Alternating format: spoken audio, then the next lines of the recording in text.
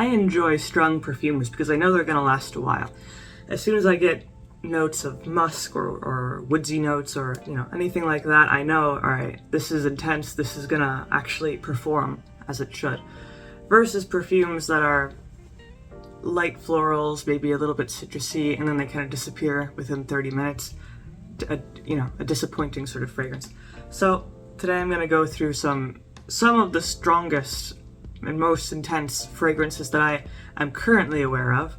I'm sure there are plenty more that I don't know about, but these are the ones that I know. So I'm going to start with probably one of the most classic choices for an ultra strong perfume, and that's Shalimar by Guerlain. This thing has been around since 1925, and it's still popular. Not as popular as it once was, but still popular.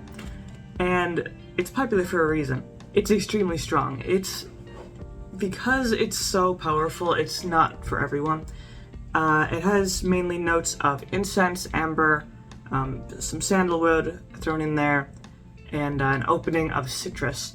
But for the most part, this thing smells like incense. It smells a bit like frankincense to me. And very intense. I have the eau de parfum, which is a very, a concentrated version. And there's also an extrait, which is even stronger. It's an extract. I haven't smelled that, but I imagine it's borderline too much. But the eau de parfum, I think, is a really nice, it's something that will perform throughout the day, throughout the night, whatever you need it for. It will last like 9 hours for most people, I think. Very long lasting, very intense, and like I said, most of its notes are very heavy. Those musk notes, the wood notes, the smoke, and not everyone enjoys that. Some people, it'll give them a headache, and certainly putting too much of this on would probably give you a headache, so you have to be careful with how much you put on. But if you are looking for something heavy, intense, and has this rich kind of profile, Shalimar's a really good option. And it's also a very, exotic, mysterious, luxurious, classic fragrance. So you can't really go wrong with that unless you hate, smoky, musky fragrances. So in the similar vein, we have Youth Dew. Similar, some people can't stand this, and some people really like it. Youth Dew by Estee Lauder is similarly old, from 1953.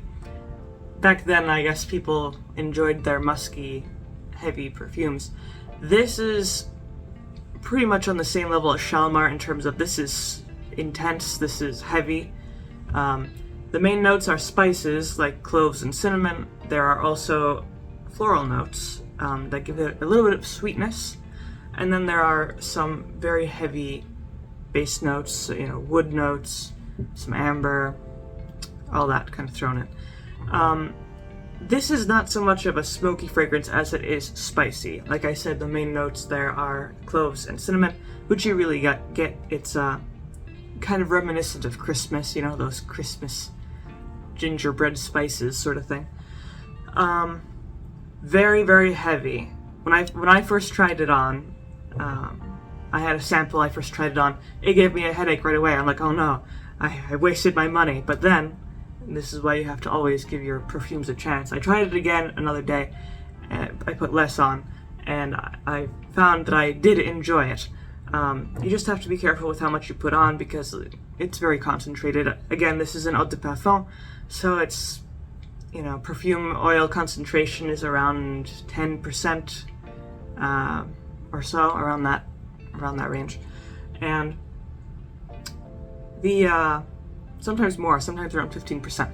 But this is a versatile fragrance if you don't put too much on. You really only need a few sprays, and then it kind of settles down and it turns into more of a vanilla spice sort of fragrance instead of this balm that you get when you first put it on. So that's definitely a fragrance that's gonna perform. It's again another probably 9-hour fragrance, and just super, super strong. Everyone will be able to know that you're wearing this particular perfume if you walk into a room, you know, in an enclosed space. People can smell this on you. So a more modern option is Versace Eros. This is a men's fragrance, but I would argue it's really more unisex because it does have some really nice sweet notes, vanilla notes, florals, you know, stuff like that. So this is very strong as well, mainly the vanilla note. The vanilla comes into the base notes because the opening is mainly some citrus and some mint and some apple. Then you get down into the middle notes and there's some ambroxan and tonka bean, but the base notes are really mainly cedar and vanilla. The vanilla is the true performer of this fragrance because after about an hour, those top and middle notes fade and turn into mainly the vanilla and cedar. And the vanilla is super strong, slightly sweet, but not too sweet. And it also has a little bit of muskiness from the ambroxan. And this probably lasts a good 8 to 9 hours. Super intense, but unlike Shalimar and Youth Dew, it isn't that super musky, super spicy fragrance. This is more vanilla, the strong vanilla, vanilla forward sort of fragrance. And it also has a more modern formulation. This only came out in I think 2014 or so, around that time, versus the 1920s, the 1950s, like Youth Dew and Shalimar. So this is a better option if you prefer modern perfumes, and also if you prefer something that's not as intense, as smoky or musky. This is mainly, you're gonna get the vanilla and you're gonna get the cedar. So that should last you a good long while, and it's intense, you know, you'll be able to smell it on yourself throughout the day, other people can smell it just fine, and it's overall a pretty agreeable fragrance. More people will probably enjoy this compared to Shalimar or Youth Dew, especially if you're not accustomed to vintage style perfumes. So another one here, if you do like vintage style perfumes, we got Taboo. This is a classic. This is 1932. Very similar in the same vein as Shalimar and Youth Dew again. This is primarily an incensey perfume. A very incensey but spicy. It's kind of like combining Shalimar with Youth Dew. Very intense. This is even more particular than Shalimar or Youth Dew. You really have to kind of be careful with who you're gonna be around because some people might like hate this. So this is super musky, kind of, you can imagine a fur coat, you know, that animalistic, super strong, like pheromones almost, mixed with burning frankincense. So you get all this kind of exotic nature and put it into a bottle, you pretty much got Taboo. And super strong. This is actually an eau de cologne. A cologne, meaning the perfume concentration that it has is very small, very weak, 2.5 to 5% perfume oil. That's compared to an eau de parfum, which is, say, 18% perfume oil and much more concentrated. But despite the fact that this is a cologne, it's still ridiculously strong. I don't know how they did it, because usually clones are, you know, they smell watered down. This does not. This smells like you got some liquid smoke and put it in a bottle. So, Taboo, a very particular fragrance, but if you're looking for a serious bomb, this is, you know, that's what you're gonna get. It's gonna last a good 8 hours probably, but its projection is huge. This is another one that if you're not careful, it could give you a headache, so be careful. The last one, again going back to the modern formulations here, we have Baccarat Rouge 540 by Maison Francisque Jean. So this is a very, very strong fragrance.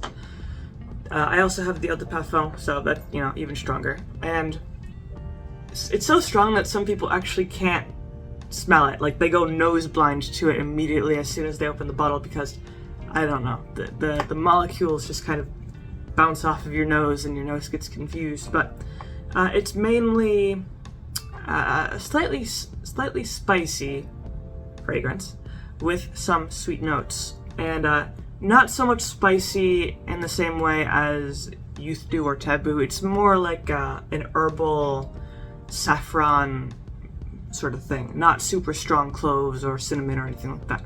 So more of a unique spiciness with some unique floral notes which give it a sort of sweetness. And this is so concentrated that you really only need to put on a few dabs and it will fill the entire room. The projection is crazy. Everyone will be able to know that you're wearing this thing. And this is also a more of an agreeable fragrance because there's not too many notes in it.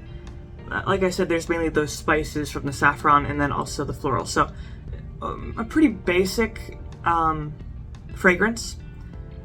Some people think it smells like burning candy, kind of a caramelization sort of thing. And it's a luxurious scent. It was designed to be high class, high quality, luxurious sort of fragrance. So that's a really good modern option. It's super strong. I would say 10 hours, 10-hour projection right there. Of course, it depends on the person, your skin, how long it will last, but very strong perfume. And probably best not to wear if you know you're going to be in an enclosed space like, I don't know, but it will fill up a large room if you put it on. So those are my main choices for ultra strong, super strong fragrances. Like I said, I'm sure there are more that are probably stronger than these, maybe, but that's what I have for now. If you have any other opinions about super strong perfumes, you can always leave those down in the comments below. If you liked the video, leave a like, maybe subscribe, and I make videos throughout the week, so stick around for those.